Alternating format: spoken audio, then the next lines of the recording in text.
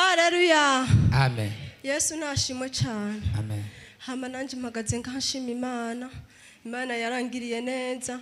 Aho twaheruka ngaho umukozi w'Imana. Bantu b'Imana ahantu hari Imana. Nukuri umukozi w'Imana yaravuze ati abantu maze imisi murota mujya inyama izokeje imbisi. Hari kwa Mungu uheze kamaze itariki 11. Hama rero cha turahagaranga haratubwira aravuga ati abinyama zokeje bari ababona bari kubagira imbisi. Je canje mu mugabane w'abari izokeje acavuga ati wowe rero warose urufu hari urufu mu muryango.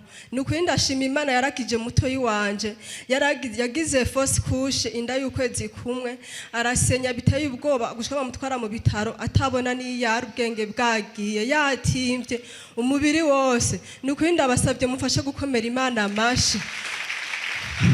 Haleluya. Hamagigira kabiri ndashimye Imana yo ngaha. Imana ya repentance nukuri ngaha ni ryambere mpagaze hano hantu harateye ubwoba hagaze ngaha iminota 10 wumva uri kurajugumira. Nukuri navuga atajyantu jenzo hagara gute ibintu Imana yakoze. Nukuri ndashimye Imana kwa Mungu wa 18 duheruka aha. Umukozi Imana yavuze ati nimuduze amatelefone hejuru hajemo amafaranga. Nukuri ndashimye Imana cyane. Nisanze dusohotse imisi sohotse cyane isanga hagiye 80,000. Umugabo yarumbwitse yarasoye abana. Bashe mufashe dukomera Imana amashi.